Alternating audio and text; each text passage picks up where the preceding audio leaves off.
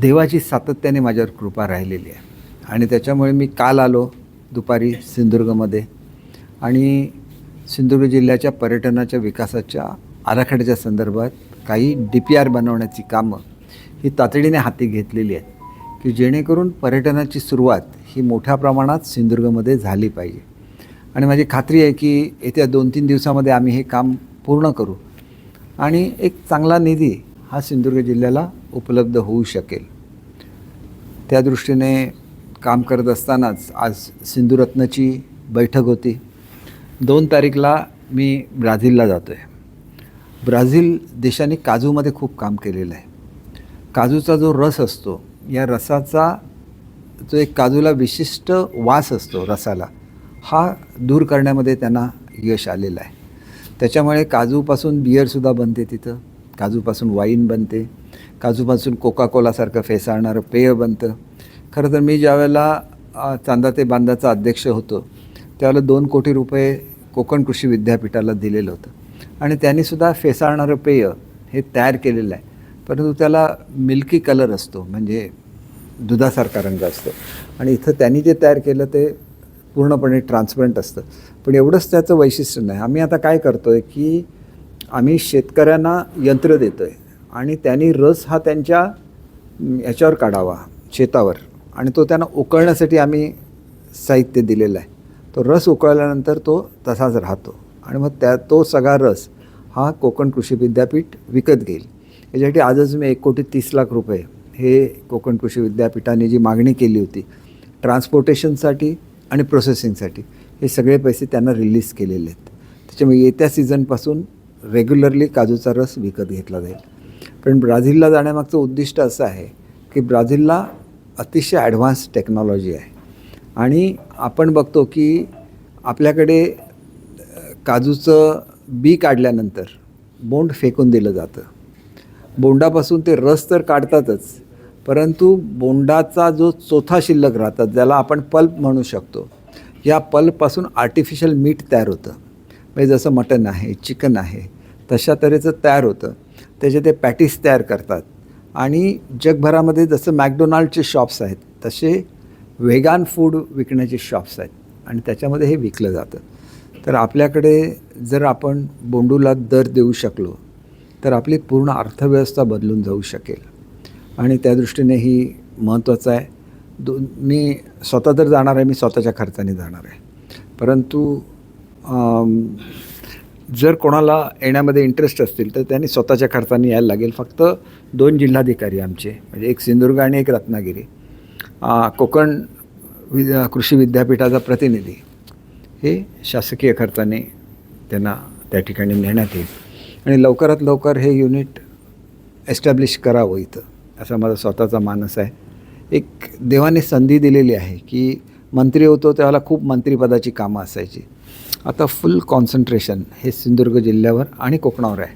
विशेषतः सिंधुदुर्ग रत्नागिरी दोन्ही जिल्ह्याचं जी समिती आहे त्याचा मी अध्यक्ष आहे आणि त्याच्यामुळे त्या माध्यमातून आता मी चांदा ते बांधाची मीटिंग घेतली आणि जवळजवळ 2 तास ही मीटिंग चालू होती. आता चांदा ते बांधाचं सगळं जे काय सँक्शन्स आहेत हे आम्ही सगळ्या सँक्शन्स केलेले आहेत आणि 31 मार्चपर्यंत हा सगळा निधी चांदा ते बांधाचा हा वेगवेगळ्या प्रकल्पांवर खर्च होईल.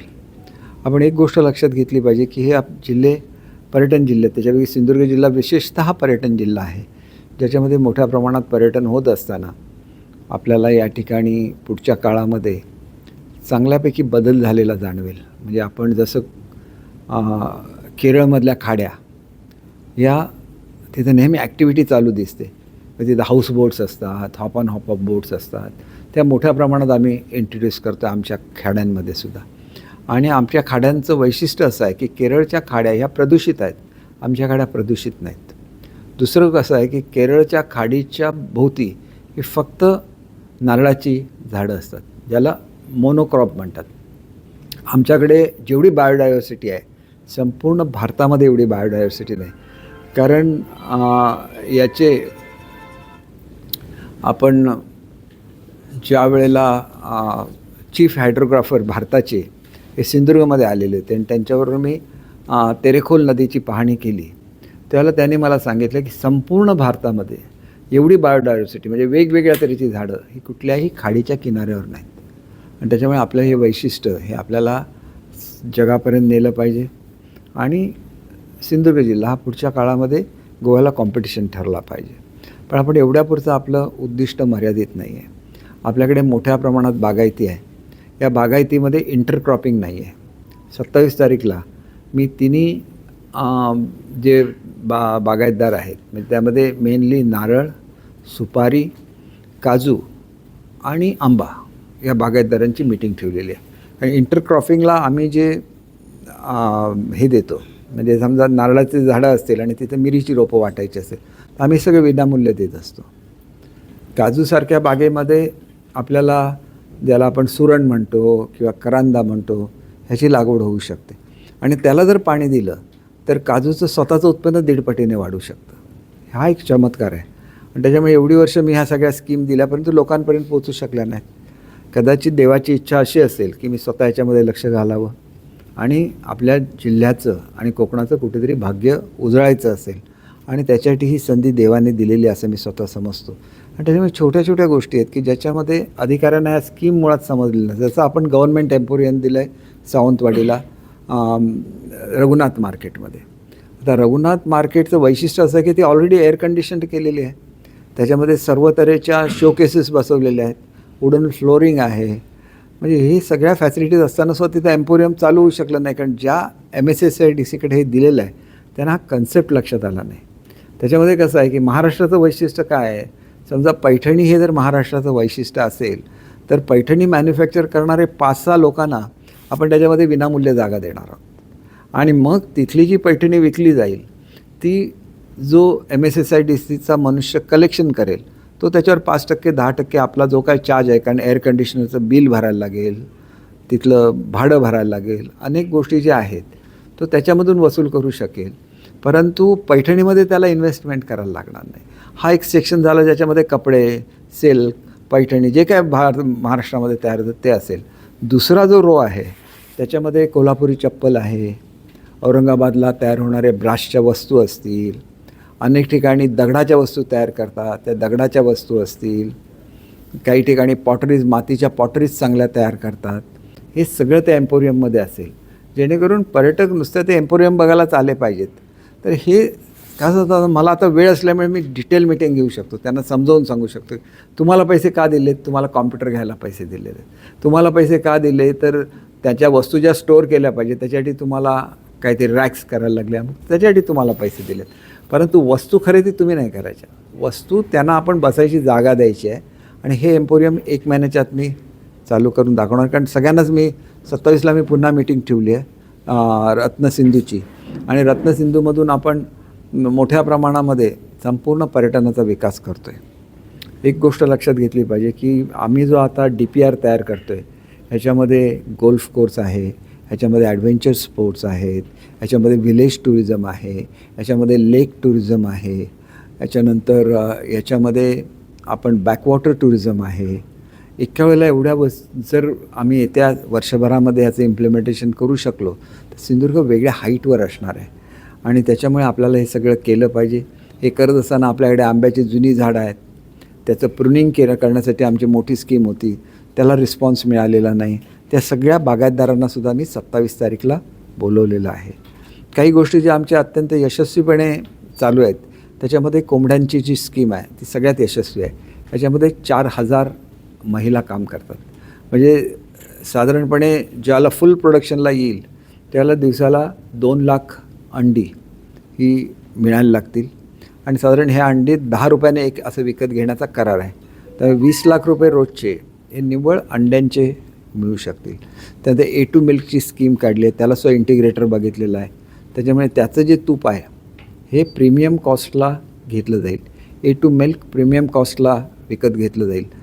शेतकऱ्याची अर्थव्यवस्था कशी बदलता येईल ह्याचं उदाहरण आपल्याला जिवंत उदाहरण सिंधुदुर्गामध्ये क्रिएट करायचं आहे. आणि त्याच्यासाठी फूड सिक्युरिटी आर्मी आपण तयार केलेलं आहे.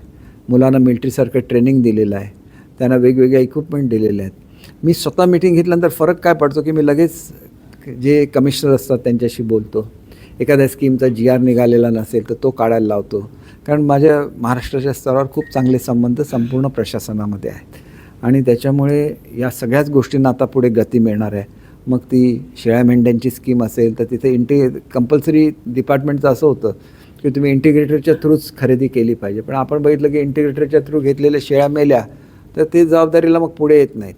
त्याच्यामुळे पूर्वी जे आम्ही काय करत होतो की आम्ही डायरेक्ट विकत घेत होतो शेळ्या आणि त्या शेतकऱ्यांना देत होतो. तर तसं ते पुन्हा सुरू करावं अशी आम्ही सजेशन गव्हर्नमेंटला दिलेली आहे. शेवटी मी ज्यावेळेला त्याच्यामध्ये काम करतो त्यावेळेला त्याला एक मोठा दबाव हा वेगवेगळ्या अधिकाऱ्यांवर सुद्धा येणार आहे की वेळेमध्ये काम पूर्ण करणं. आणि ह्या दृष्टीने सुद्धा चांगला असा रिस्पॉन्स संपूर्ण सिंधुदुर्ग जिल्ह्यातले अधिकारी देत आहेत. फिशरीजच्या संदर्भात आपण ज्या अनेक स्कीम केलेल्या आहेत त्याच्यामध्ये आपण इन्सुलेटेड व्हॅन्स देतो, आउटबोर्ड इंजिन देतो, महिलांना स्कूटर्स देतो. या सगळ्याचं वितरण आता चालू आहे. दशावतारी जे कलावंत आहेत त्यांना आपण बसेस दिलेले आहेत. त्याच्यामुळे त्यांचा प्रवासाचा खर्च मोठ्या प्रमाणात कमी होणार आहे आणि एक उद्योगाचं नवीन दालन हे त्यांच्यासाठी खुलं होणार आहे. इथं जसं आपण या बसेस देतो आहे तशाच टुरिस्टना छोट्या छोट्या गावामध्ये नेल्याशिवाय छोट्या गावामधलं पर्यटन वाढणार नाही. म्हणून आपण लक्झुरी बसेस खरेदी केलेल्या आहेत आणि ज्या महिलांचे बचत गट आहेत त्यांना ह्या लक्झुरी बसेस आपण चालवायला देणार आहोत. या बसेस साधारण 31 तारीखनंतर उपलब्ध होतील. त्यानंतर हाऊसबोट आपण मोठ्या प्रमाणात 3ही खाड्यांमध्ये म्हणजे विजयदुर्ग, त्याच्यानंतर तारकर्ली आणि तेरेखोल तिन्ही ह्याच्यामध्ये मोठ्या प्रमाणात हाऊसबोट सुरू करतो आहे. हे सगळं केल्यानंतर जिल्ह्याला एका वेगळ्या दिशेने आपण नेण्यामध्ये यशस्वी ठरू याची मला खात्री आहे. आणि इतर अनेक जे आम्ही स्कीम दिलेल्या आहेत त्याच्यामध्ये विजयदुर्गला आपण आंग्रे हे जे आपल्या त्याला सरखोल म्हणायचे म्हणजे सरसेनापती त्यांच्या नाविक दलाचे होते त्यांचं स्मारक आणि छत्रपती शिवाजी महाराजांचा पुतळा आणि त्याच्याचबरोबर एक छोटंसं रिसॉर्ट हे विजयदुर्गच्या जवळ होतं आहे. त्याच्याचबरोबर आपण ज्या ठिकाणी ॲडव्हेंचर स्पोर्ट्स करतो आहे त्या ठिकाणी छोटंसं रिसॉर्ट असणार. ज्या ठिकाणी आपण गोल्फ कोर्स करतो आहे त्या ठिकाणी कन्व्हेन्शन सेंटर आणि 5 स्टार हॉटेल असणार आहे. आणि हे सगळे प्रकल्प एका वेळेला होत आहेत आणि हे करण्यासाठीच कदाचित मला देवाने ही संधी दिली असावी की अधिकचा वेळ हा मी माझ्या रिजनला कोकणाला द्यावा. आणि ह्याच्यामधून मग इतर जे अनेक प्रकल्प जे अर्धवट राहिले ज्याच्यामध्ये मॅनग्रोव्ह वॉकचा प्रकल्प आहे जो 15 कोटी रुपयाचा प्रकल्प आहे. या ठिकाणी मल्टीस्पेशिस हॅचरी मी मंजूर करून घेतली होती ती जवळजवळ 150 कोटी रुपयाची आहे. हे सगळं आता जाग्यावर आणायला लागेल. फिशिंग व्हिलेजच्या कामाचं 3,50,00,000 टेंडर निघालेलं आहे. आता ह्या सगळ्याची अंमलबजावणी करायला लागेल आणि ह्याच्यासाठी कोऑर्डिनेशन करण्यासाठी आमचे जिल्हाधिकारी उत्कृष्टपणे काम करत आहेत. इतर सगळ्या अधिकाऱ्यांना कामाला लावलेलं आहे. आणि आपण बघितलं की आज मी आलो, आज 24 तारीख आहे, लगेच 27ला मी पुन्हा मीटिंग ठेवलेली आहे. त्याच्यामुळे कॉन्स्टंटली मीटिंग्ज होत राहतील, इम्प्लिमेंटेशन होत राहतील आणि लोकांना रोज नवीन काहीतरी उभं राहिलेलं बघायलासुद्धा मिळत राहील. अशा तऱ्हेने आपल्याला मी जी काय कमिटमेंट केलेली होती माझ्या मतदारसंघातल्या लोकांना केलेली होती ती मी पूर्ण करतो आहे आणि जिल्हावासियांना माझ्याकडून ज्या अपेक्षा आहेत त्यासुद्धा मी पूर्ण करतो आहे. सुदैवाने कोकणाशी संबंधित अतिशय 2 महत्त्वाची खाती ही नितेशजींकडे आलेली आहेत. त्याच्यामुळे एक बंदर खातं आहे आणि दुसरं फिशरीज हे खातं आहे. ही दोन्ही अतिशय महत्त्वाची खाती आहेत. ही खाती चालवत असताना माझं त्या फील्डमधलं जे काही नॉलेज असेल ते पूर्णपणे त्यांच्या पाठीशी उभं राहील. मी फिशरीजच्या संदर्भात अभ्यास करण्यासाठी केरळच्या किमान 10 तरी ट्रिप केलेल्या होत्या. केरळ हे भारतामध्ये फिशिंगमध्ये सर्वात आघाडीचं राज्य आहे. परंतु त्याच्याचबरोबर आपल्या सरकारने एक कमिटी नेमली होती आणि जगभरामधल्या ज्या चांगल्या फिशिंगच्या प्रॅक्टिसेस आहेत, मार्केट्स आहेत, याचा एक अहवाल तयार केलेला होता. तो अहवालाचासुद्धा मी खूप अभ्यास केलेला आहे. हे फिशिंगच्या संदर्भात काम करत असतानाच आपल्याला फिश फार्मिंग ज्याला आपण ॲक्वाकल्चर म्हणतो याला मोठ्या प्रमाणात स्कोप आहे आणि आपली मल्टीस्पेशिस हॅचरी ही त्याच्यासाठीच आहे. आणि त्याच्यामुळे तुम्ही बघाल की त्या काळामध्ये आपण जसं फिशिंगमध्ये काम करू तसंच ऑर्नामेंटल फिशचं आपला प्रोजेक्ट पूर्ण झालेला आहे. आता त्या संदर्भात जे तरुण आहेत त्यांचं ट्रेनिंग सुरू होईल आणि त्यांना फार मोठं मार्केट हे ऑर्नामेंटल फिशचं भारतामध्ये आणि जगभरामध्ये, तर तो मोठा रोजगार हा आपल्या लोकांना उपलब्ध होईल. प्रत्येक ठिकाणी छोटे असं करत प्रचंड रोजगार हा आम्ही निर्माण करतो आहे. अनेक ज्या फॅमिलीज आहेत त्यांना आम्ही स्वतःच्या मालकीची हॉटेल्स देतो आहे, 5 रूमचे हॉटेल्स देतो आहे. आणि हे जर असंच चालू राहिलं तर माझी खात्री आहे की एक चांगली जागृती ही लोकांच्यामध्ये होईल.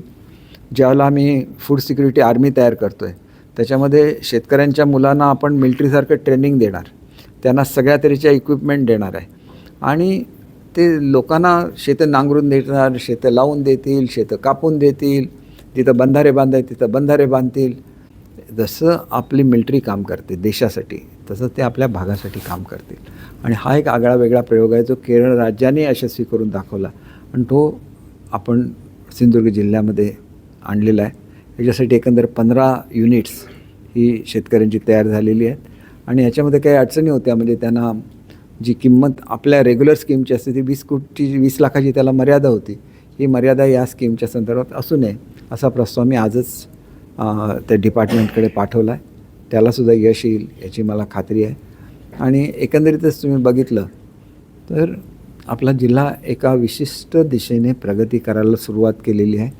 आणि मी आपल्याला सांगू इच्छितो की मी नुसतंच सांगून थांबलेलं नाही, माझं लगेच कामाला सुरुवात केली आहे. ब्राझीलला मी 2 तारीखला गेलो तरी 8ला परत आल्यानंतर 9पासून पुन्हा जिल्ह्यामध्ये असणार आहे. आज मी आलो, आज मला जायला लागेल कारण मुंबईला काही कामं आहेत, परंतु 26, 27, 28 तिन्ही दिवशी मी सिंधुदुर्गमध्ये आहे. अनेक महत्त्वाच्या मीटिंग ठेवलेल्या आहेत, अनेक प्रकल्प त्यांना गती द्यायची आहेत आणि त्याच्याचबरोबर व्यक्तिशः आम्ही कुठल्याच आमच्या कुटुंबालासुद्धा कुठला वेळ देऊ शकलेलो नव्हतो. अनेक वर्षांची परंपरा आहे, अनेक पिढ्यांची परंपरा आहे, तीसुद्धा कायम ठेवली पाहिजे. कारण माझ्या जिंकण्यामध्ये फार मोठा वाटा आमच्या कुटुंबाचं जे योगदान राहिलं समाजाला त्याचा राहिलेला आहे. त्याच्यामुळे ते सुद्धा पुढे कायम ठेवायला लागेल. एक ही संधी दिलेली आहे, ही जी काही वर्ष मिळतील ज्याच्यामध्ये आपण हे काम करू शकू, त्याच्यामध्ये आपणा सगळ्यांचं सहकार्य लाभेल अशी अपेक्षा करतो. आमच्या सर्व ख्रिस्ती बांधवांना मी ख्रिसमसच्या हार्दिक शुभेच्छा देतो. ज्यांना मी रेग्युलरली जाहिराती देतो त्यांनी त्या जाहिराती छापाव्या, की त्या मला आता मी सांगू शकत नाही त्याचा मजकूर वगैरे, आपण हे करावं आणि ख्रिस्ती बांधवांना शुभेच्छा द्यावा. आपली एक परंपरा राहिलेली आहे. मी दर ख्रिसमसला मिडनाईट मास अटेंड करतो आणि त्यावेळेला शुभेच्छा देतो आणि ती परंपरा गेली 20-25 वर्ष कायम आहे. आणि आमचे सगळे बांधव, मग ते ख्रिश्चन असतील, मुस्लिम असतील, हिंदू असतील, एकीने सगळे राहतात, एकत्र राहतात. त्यांच्यामध्ये एक सामाजिक ऐक्य आहे, ते सुद्धा कायम राहावं. आणि विशेषतः ख्रिस्ती समाज हा खूप शांतता प्रिय समाज समजला जातो. आणि सावंतवाडी संस्थांचे जो करार पोर्तुगीज सरकारबरोबर होता त्याप्रमाणे 2 तालुके हे पोर्तुगीजांना दिले गेले. त्याच्यामध्ये एक पेडणे आहे आणि दुसरा साखळी आहे. आणि त्याच्याचबरोबर ख्रिश्चन धर्माचा प्रसारसुद्धा करण्याची मुभा ही त्यांना देण्यात आली आणि त्याच्यामुळे मोठ्या प्रमाणात ख्रिश्चन समाज हा माझ्या मतदारसंघामध्ये आहे आणि त्याचं खूप मोठं योगदान हे आमच्या विकासालासुद्धा आहे. त्या सगळ्यांचे मी आभारी आहेत. त्यांना मनापासून हार्दिक शुभेच्छा देतो. आणि लवकरच नवीन वर्षसुद्धा येतं आहे. त्या नवीन वर्षाच्या सर्व सिंधुदुर्गवासियांना हार्दिक शुभेच्छा देतो. खरं नवीन वर्षामध्ये सिंधुदुर्गाला यायला मिळावं म्हणून सगळेच पर्यटक उत्सुक असतात, पण आपल्याकडे एवढ्या राहण्याच्या सुविधासुद्धा नाहीत. आहेत ती हॉटेलं सगळी आजपासूनच फुल झालेली आहेत. त्याच्यामुळे लोक येतील. परंतु मी आपल्याला खात्री देऊ इच्छितो की येत्या 6 महिन्यामध्ये किमान 600 रूम्स हे आम्ही नव्याने तयार करू. तेवढ्या आम्ही प्लॅनिंग केलेलं आहे. आम्ही नुसत्याच सिंधुरत्नमधून दिलेल्या कॉटेजेसमधून 500 रूम्स क्रिएट होणार आहेत आणि इतर 100 रूम ह्या वेगवेगळ्या खाजगी माध्यमातून लगेच येत्या 6 महिन्यामध्ये आम्हाला उभ्या करायच्या आहेत. त्या आम्ही उभ्या करून दाखवू.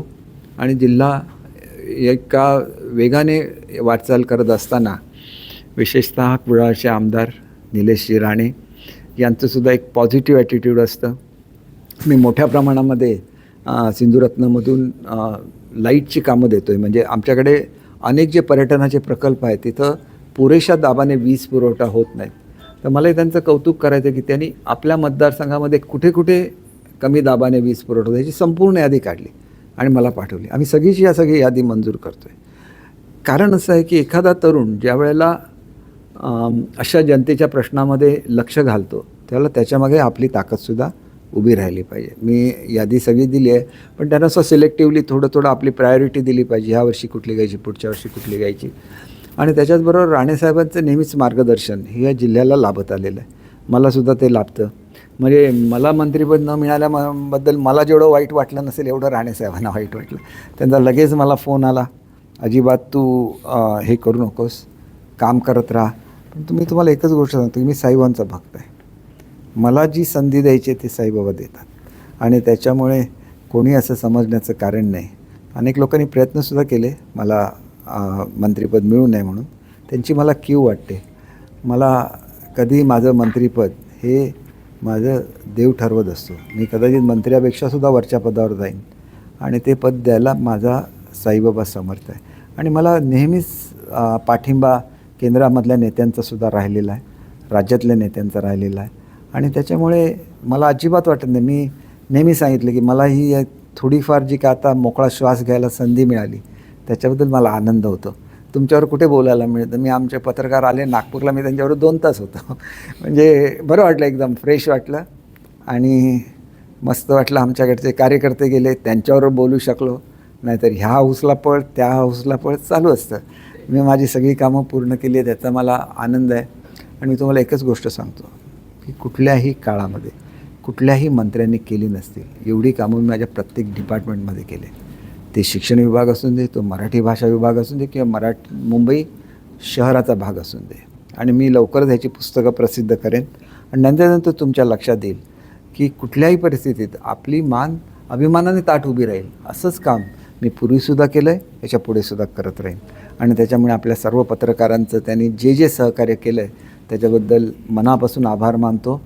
आणि पुढच्या काळामध्ये मार्गक्रमण करत असताना तुमचे जे विचार असतील आपल्या जिल्ह्याच्या विकासाच्या संदर्भात ते तुम्ही माझ्याशी हे केलं. आणि मला एक फार मोठा ॲडव्हान्टेज असा आहे की प्रशासनामधले जवळजवळ सगळे अधिकारी मला ओळखतात.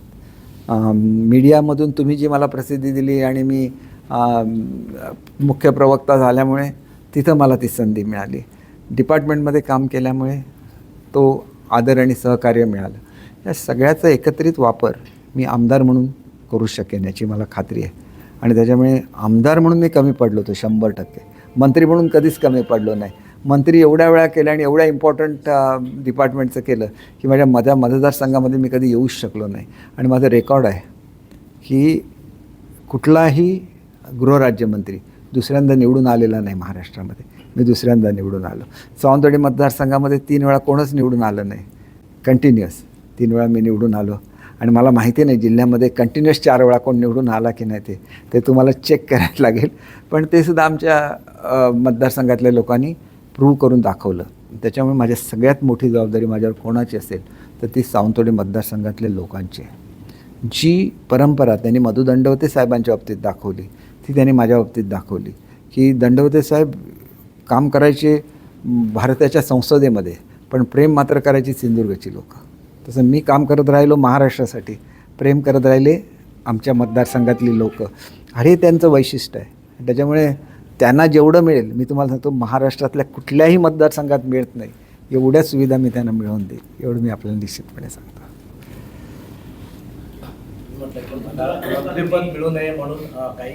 नाही ते असंच गमतीने म्हणा, जास्त सिरियसली घेऊ नका. मी गमतीने म्हणालो, काहीतरी गंमत करायलाच लागते ना, नाही तर तुम्ही हसणार कसे सांगा.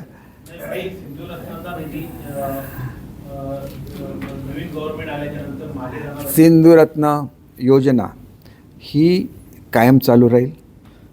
ते उलटं ती अधिक बळकट केली जाईल हे स्पष्ट शब्दामध्ये महाराष्ट्राचे मुख्यमंत्री आदरणीय देवेंद्रजी फडणवीस साहेबांनी मला सांगितलेलं आहे. आणि त्याच्यामुळे मी कशा रीतीने काम करतो याची पूर्ण कल्पना महाराष्ट्राच्या मुख्यमंत्र्यांना आहे. ते माझ्यावर अतिशय प्रेम करतात.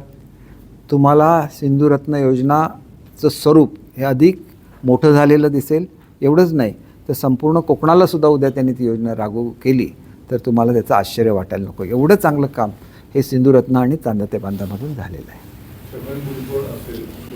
सिनियर मंत्री असूनही नेमकं भाई काय झालं मंत्रिपद न मिळण्याचं काय वाटतं? आता हे भरत केसरकरांना जास्त माहिती असणार कारण तुमचे कॉन्टॅक्ट सगळ्यात जास्त आहेत भरतचे.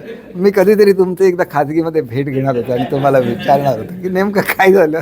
असं तर होऊ शकत नाही. म्हणजे परफॉर्मन्समध्ये मी कमी पडूच शकत नाही.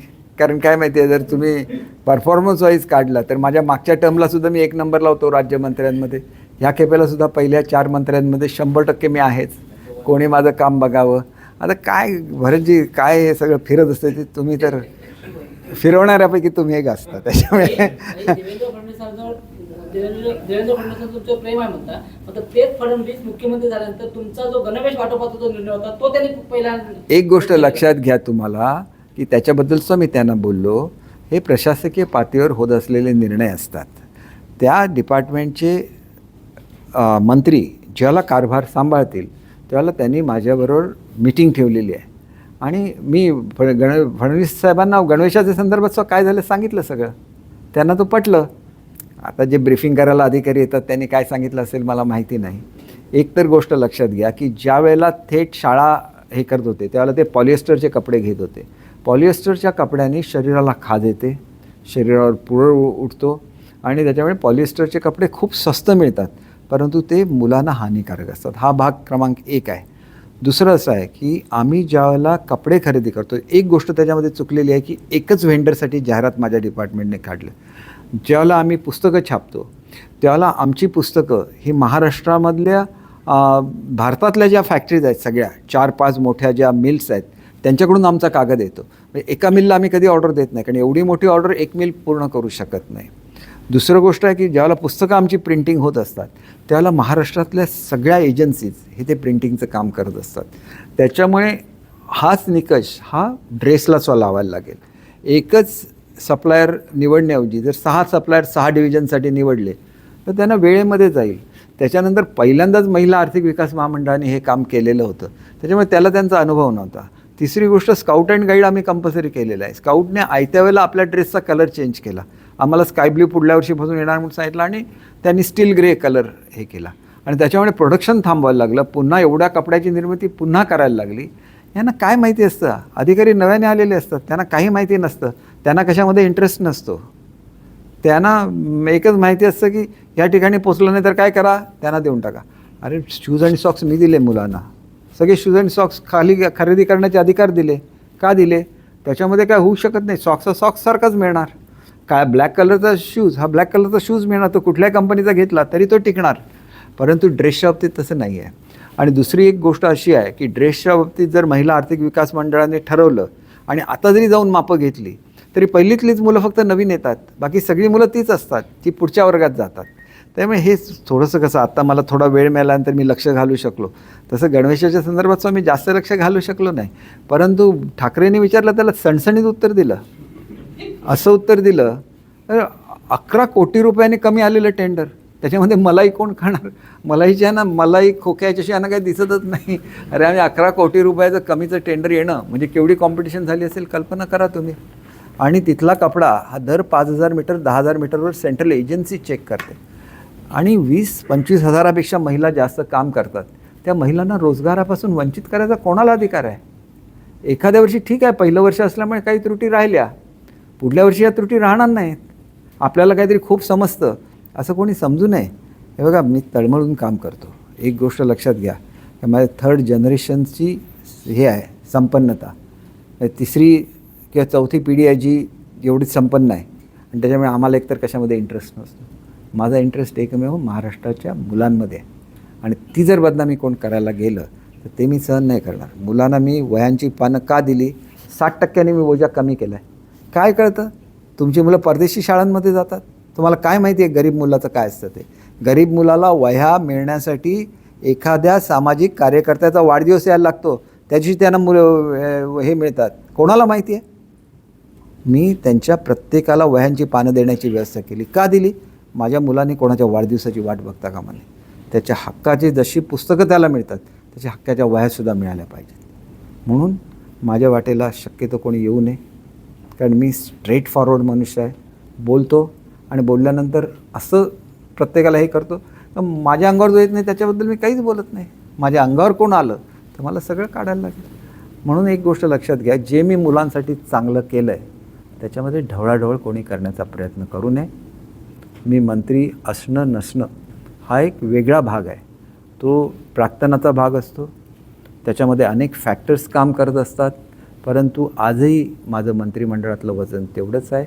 आजही मुख्यमंत्री उपमुख्यमंत्र्यांवरचं माझ्यावरचं प्रेम तसंच आहे आणि ते तसंच राहणार आहे. त्याच्यामुळे कोणी अशी हिंमत करू नये एवढंच मला सांगायचं आहे.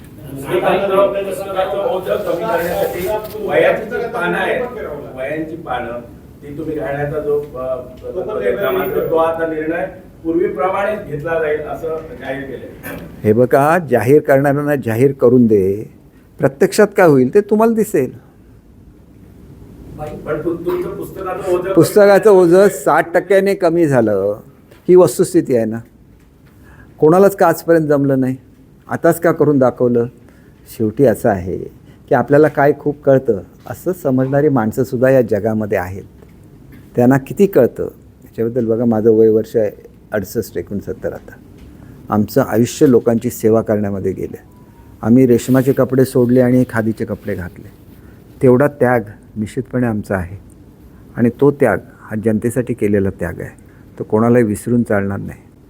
आणि त्याच्या मला एवढंच सांगायचं की मी कोणावर टीका करणारा मनुष्य नाही, मी काम करणारा मनुष्य आहे. ज्याला मंत्रिपद गेलं ते सुद्धा तेवढ्याच आनंदाने स्वीकारलं, काम करायला सुरुवात केलं आणि किती मोठं काम करतो हे आज तुम्हाला बोलून दाखवलं. बाई, शपथविधीला उद्धव ठाकरे साहेबांनी आणि त्यांनी पाठ फिरवली, पण शपथविधीनंतर ते देवेंद्र फडणवीस साहेबांना भेटायला गेले. या घटनेकडे तुम्ही प्रवक्ते म्हणून नाही बघा, माझं स्पष्ट मत आहे, हे जर शहाणपण ज्यावेळेला देवेंद्र फडणवीस साहेबांचे फोन येत होते 2019 सालामध्ये त्यावेळेला सुचलं असतं तर मग कधी शिवसेना फुटलीच नसती ना. एक गोष्ट अशी आहे की ही फार मोठी माणसं असतात, त्यांच्याबद्दल आमच्यासारख्या लहान माणसांनी काय बोलायचं. आपण बघायचं, आपल्याला काय दे 2 शब्द सुचतात ते त्यांचा अपमान न करता कशा रीतीने सांगता येईल तेवढा आपण प्रयत्न करायचा आणि ते मी 100% करतो. आता मी प्रवक्ता म्हणून मुंबईला राहू शकत नसलो तरी तुम्ही सगळे येताच नाही एवढ्या लांबपर्यंत, ते बरं वाटतं जरा. माझे विचार पोचतात महाराष्ट्रापर्यंत. नाणार रिफायनरी प्रकल्प हा म्हणून उद्योगमंत्र्यांनी आज म्हटलंय आणि राणेंनी पर्यटनचा विकास तुम्ही करत असताना या कोकणामध्ये रिफायनरी प्रकल्प नाणारचा होणं योग्य वाटतं का तुम्हाला? एक आहे की नाणारचा रिफायनरी प्रोजेक्ट हा ग्रीन रिफायनरी आहे. ग्रीन रिफायनरी ज्यावेळेला असते त्यावेळेला ग्रीन रिफायनरीमध्ये एवढी झाडं लावली जातात की कुठलंही प्रदूषण हे त्या ह्याच्यामधून बाहेर येऊ शकत नाही. म्हणूनच त्याला ग्रीन रिफायनरी म्हणतात. आता तो ग्रीन रिफायनरी आहे की नाही हे चेक करायला लागेल आणि खरोखर ग्रीन रिफायनरी असेल तर मग कालपर्यंत आपण असं म्हणत होतो की त्या ठिकाणी एनरॉनचा प्रोजेक्ट आल्यानंतर आंब्यावर परिणाम होणार, काजूवर परिणाम होणार, परंतु तो परिणाम झालेला कुठल्याच कोकणातल्या माणसाला दिसला नाही. एनरॉन एवढ्या वर्ष चाललं पण समुद्रातला एकही मासा मेलेला कोणी बघितला नाही. आणि त्याच्यामुळे एक गोष्ट लक्षात घेतली पाहिजे की हे जे बोललं जातं हे बोलणाऱ्यांचे वेस्टेड इंटरेस्ट असतात. एनरॉनने हे स्पष्ट सिद्ध करून दाखवलेलं आहे की एनरॉन झाल्यानंतर काजूवर कुठला परिणाम झाला नाही, आंब्यावर कुठला परिणाम झाला नाही, मासेमारीवर कुठला परिणाम झाला नाही. मग रिफायनरीमुळे हे होईल असं तुम्ही आजच गृहीत का धरताय? आणि त्यातल्या त्यात ती ग्रीन रिफायनरी आहे. तर मग ग्रीन रिफायनरीची माहिती मागवायला लागेल, लोकांपुढे ती आणायला लागेल आणि मग त्याच्यानंतर त्याच्याबाबत आपण कॉमेंट करू शकू. परंतु राणेसाहेब स्वतः उद्योगमंत्री होते केंद्रामध्ये, त्यांना या प्रकल्पाची पूर्ण माहिती आहे. उदय सामंत तर एवढे हुशार आहेत की त्यांच्याबद्दल कोण बोलूच शकत नाही, त्यांना जर पूर्ण माहिती असते जगभराची. तर त्याच्यामुळे त्यांनी निश्चितपणे त्याच्यावर अभ्यास केलेला असणार. रामटेक बंगला चंद्रशेखर बावनकुळेंना अलॉटमेंट केला पण तो आता त्यांनी घेण्यास नकार दिला. रामटेक बंगला तुम्ही 2.5 वर्ष राहिला, तुम्हाला असं काय अनुभव वगैरे आहे काय? बघा, दुसरं असं आहे की 99 पासून आतापर्यंत ज्यांनी हे रामटेक बंगले घेतले त्यांनी राजीनामे दिले, कुठच्या तरी भ्रष्टाचारात सापडले आणि त्यालाच तुम्हालाही मंत्रिपदातून मला भ्रष्टाचारात सापडलो नाही ना, ही तर चांगली गोष्ट आहे की नाही. आणि तुम्हाला कोणीतरी चुकीची माहिती सांगितलेली आहे. बघा, 2-3 वेळा असं झालं की माझ्यापूर्वी रावल तिथं राहिले होते, त्यांचं मंत्रिपद गेलं, एवढं मी समजू शकतो. पण तिथं राहिलेला प्रत्येक मनुष्य हा मुख्यमंत्री महाराष्ट्राचा झालेला आहे. शरद पवार साहेब राहिले, मुख्यमंत्री झाले. विलासराव देशमुख राहिले, मुख्यमंत्री झाले. शिवाजीराव पाटील निलंगेकर राहिले, मुख्यमंत्री झाले. मग निलंगेकर साहेबांच्या बाबतीत कोणी असं एक्सपेक्टचं केलं नव्हतं, मुख्यमंत्री झाले. मग तो वाईट आहे का बंगला? एक गोष्ट अशी आहे की मंत्रिपदावरून गेल्यानंतर मला रावल साहेबसुद्धा भेटले होते. ते म्हणाले माझं गेलं तुमचंही गेलं. परंतु मी तुम्हाला एक गोष्ट सांगतो, आज लिहून ठेवा आणि आज तुमचं रेकॉर्डिंग चालू आहे, मंत्रिपदापेक्षा मोठ्या पदावर मी जाईन. एवढी त्या बंगल्यामध्ये पवित्रता आहे. मी तिथं आल्यानंतर तिथं गणपतीची स्थापना केलेली आहे. त्याच्यामुळे कुठलीही वास्तू वाईट नसते.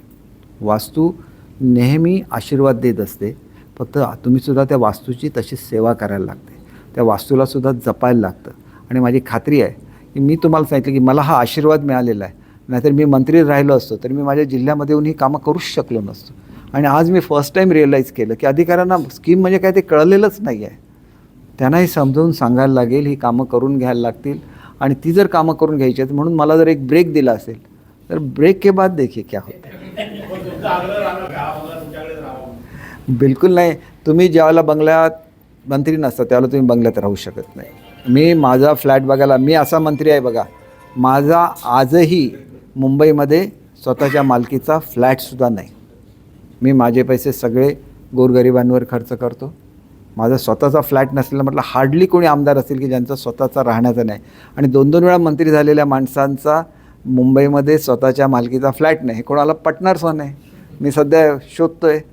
हां, म्हणजे ते गाणं होतं ना, आशियाना ढूंढते, तसं मी आपलं बघतोय कुठे फ्लॅट कोणाचा भाड्याने. आदित्य ठाकरे ने आपके ऊपर स्कूल बच्चों की यूनिफॉर्म वितरण में भ्रष्टाचार का देखिए, आदित्य ठाकरे ये नासमझ है. इनकी एज है उतनी भी उनकी अकल नहीं है. क्योंकि जो कपड़ा लिया गया उसमें 11 करोड़ कम में वो टेंडर आया था. 11 करोड़ कम में तो किसको क्या मिलेगा. इनको ये आदत हो गई है. म्यूनसिपाल्टी की वजह से करोड़ों रुपया उनके पास आता है तो उनको वो खोके बोलते हैं. जब थोड़ा पैसा आता है तो उसको मलाई बोलते हैं. तो ये इनकी आदत बन गई. देखिए, आदित्य जी की वजह से शिवसेना के टुकड़े हो गए. जब मैंने अरेंज की थी मीटिंग उद्धव जी के और ऑनरेबल प्राइम मिनिस्टर साहब के साथ, तो आदित्य ही थे जो इसके बीच में आ गए. मैं ऐसे क्यों बोल सकता हूँ, क्योंकि जब मुझे फ़ोन आते थे, पहले तो उन्होंने तय किया था कि आने के बाद 15 दिन में युति का शासन लाएंगे. ऐसे प्राइम मिनिस्टर साहब को बोल के उद्धव साहब यहाँ आ गए. फिर मुझे बुला के ये बोला कि मुझे 1 महीने की मोहलत चाहिए क्योंकि मुझे समझाना है सबको. उसके बावजूद भी जब हम लोग बात करते थे तो वो बोलते थे कि आदित्य सामने है, अभी बात मत करो, बाद में करो. इसका मतलब साफ है कि वो कांग्रेस के साथ जाना चाहते थे.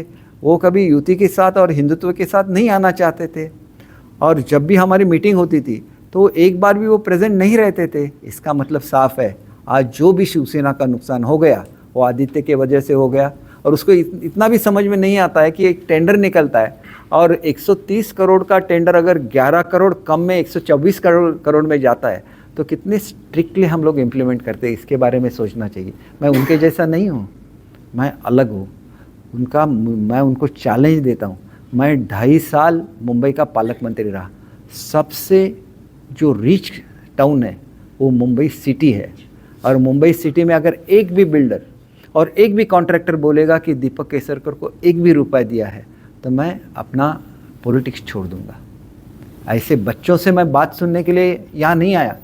मैंने मेरे पुरखों की जो अमीरी थी वो छोड़ के मैं आ गया पॉलिटिक्स में. तो हम लोग आग पे चलते रहेंगे. ये लोग पैलेस पॉलिटिक्स करते रहेंगे. नाही मिळणार. अगोदर सांगून घेतलं होतं, परत नाही मिळणार.